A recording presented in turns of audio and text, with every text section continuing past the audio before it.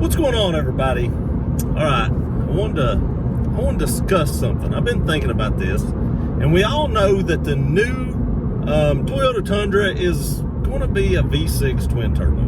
We know that. Whether we like it, whether we don't like it, it's coming. But from a previous EcoBoost owner, so I've had experience with twin turbo V6s in full-size trucks. So from a previous point of view of an EcoBoost owner, if Toyota gets this right, it's not a bad thing. You won't hate it. I'm telling you right now, you won't hate it if they get it right. Now, a lot of EcoBoost owners, I was not one of those, have not had any issues with their EcoBoost. I had some issues with mine. It turned me against them. My buddy bought one. My brother-in-law has one. No issues with their EcoBoost. Now, my brother-in-law did have to drill a hole in his intercooler like a lot of people's had to do to relieve that condensation issue that was early on. But he's not had any issues after he did that, but I'm sure that would have avoided any and all warranties that he had. And I feel like if you have to do that, it should have been done by Ford, not by him. I've said that in many other videos. But when the EcoBoost truck runs correctly, it's a beast. It is a beast. And there are a lot of mods that you can do to a turboed vehicle. Like I'm in my Civic right now. You can add like a tuner to this 4-cylinder Civic and gain something like 40 to 45 horsepower or something just off a tuner alone. So imagine what you can get out of a V6. When I had my V6 twin turbo 300ZX back in the day, I mean, this was like back in 99 or 2000 or something. It added something like 65 horsepower back then by just putting a chip in it. So imagine how far companies have came since the year 2000 with their tuners, with all the new technology that's in the market today. It's going to be unbelievable the power you will be able to get out of this truck with a tuner. Now, not only that, but intakes and exhausts also add more horsepower to turbo vehicles than they do naturally aspirated vehicles. So the V8 that you currently have in your Tundra, if you own a Tundra, didn't gain a lot of horsepower or torque off adding an intake or an exhaust. You got some more sound. The sound does sound cool, but you didn't gain a lot.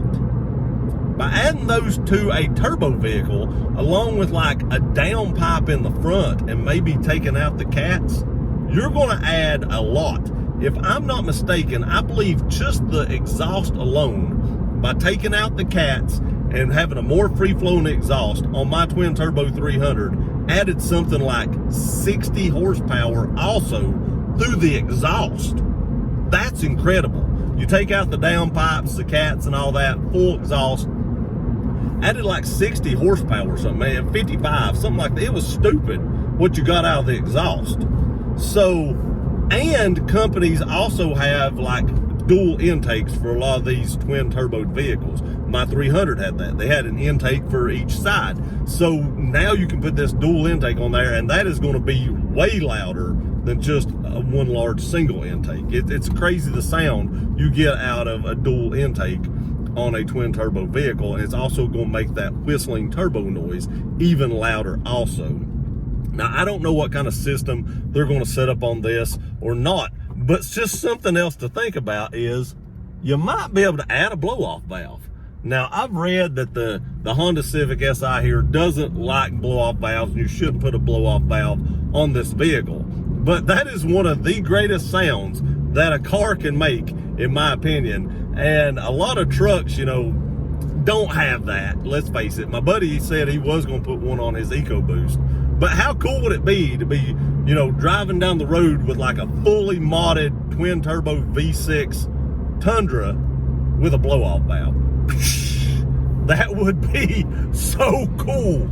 Only thing that'd make that better is if they put a 6-speed manual transmission in it. So you could really wind that out when you shifted gears. You'd really hear that, blow off valve sound. But I'm telling you all, if Toyota gets this right, you are not going to be disappointed, because like I said, the power that the EcoBoost has and the speed and torque that it produced at low end was amazing. For that big a vehicle and that much weight, it was incredible. The torque and horsepower that my stock one had. I can't imagine what a modified one with like a tuner on it, and like I said, exhaust and intake and a few more mods that you can do to it. You can also upgrade the turbos and stuff in these things, especially if Toyota goes ahead and does it kind of like they did the Supra. If they do like a, full build bottom end on the thing so it can hold some massive torque and horsepower, and I hope they do that, because people are going to want to mod these trucks. So if they do a full bottom end build on it when they do the truck and do it right where it can handle some big horsepower, you are going to see some massive numbers out of the new Toyota Tundra. I mean, it's going to be crazy what people's going to get horsepower and torque wise out of these trucks. Now, it's not going to probably be, diesel numbers, but it is going to be incredible numbers that you won't see out of a V8. You won't see these numbers out of a supercharged V8. It's going to be crazy. And probably the funnest truck that I've ever driven, full-size wise, is an EcoBoost, because it just does have so much power and torque that it's almost like driving a sports car. And I know a lot of people's looking down on this, that I hope they still offer the V8. I hope they still offer the V8. Now, I'm speaking if they get this correct. Hypothetically, if they get this correct, and I have faith in Toyota, they're not putting like a BMW engine in it like they did the new Supra. That was just crazy. And there's no way I'd buy a Toyota with a BMW engine in it. But Toyota designed this engine, and from what I've heard, it's already in a Lexus currently. So it is a Toyota engine, not a BMW engine. And if they get this thing correct, which apparently they have, because it's in a Lexus currently, and I've not heard any disastrous, recalls and stuff on this vehicle, it's going to be fun. And you shouldn't dread Toyota coming out with this twin turbo 6-cylinder.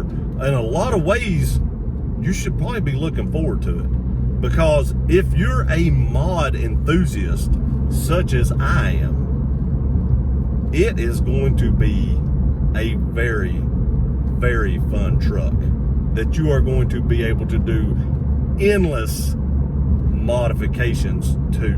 Now, those modifications probably won't be ready right out the get-go. You're probably not going to be able to, go straight out and buy intakes and exhaust and everything, the first month it's made. But you got to give companies time to make these products and make them available. And they may not be available for the first 8 months to a year, or maybe even a little longer, because these companies are going to want to do research and development and make sure that they get these things, tuned into the truck, and make sure it's got as much reliability and quality in this product as they can possibly get. Because the last thing you'd want to do is put something on your vehicle and it screws something up and then the warranty fee be voided, because obviously when you start tuning vehicles and stuff like that, it does start voiding warranties. So the last thing you want to do is have a company hurry something to the market and then screw it up and it voids your warranty and you mess up an engine. So you want these companies to take time. So be patient with them, let them take their time and get everything made. But wouldn't it be cool if like TRD come up with something to have like a larger turbo setup or something, so that it didn't void your warranty and you could produce like, I don't know, 700-800 horsepower or something out of this twin turbo engine, if they make the bottom end where it can hold that, and it still have a warranty. Oh my gosh, that would be incredible. That would just be incredible. Now, do I think that TRD will do that? I don't think they will, just because that's a lot of horsepower. Maybe they do something where you can do stages, like maybe Toyota comes out with like a tuner themselves that doesn't void the warranty, and it can get you up, to 600 horsepower or something like that, which would still be amazing. and that would still be a Raptor killer in my opinion. Do a little bit of suspension setup and stuff on the truck, and it would just be, I mean, something that you could take out and just destroy Raptors. So that's my opinion on this. I don't think you all should dread this. It's something that we can look forward to. It's something different. And I really think, like I said, if Toyota gets it right, you're not going to be disappointed. You're going to be highly impressed, and you're going to be saying, why didn't they do this sooner? I appreciate y'all watching this video. Please like, share, and subscribe. We'll see you next time.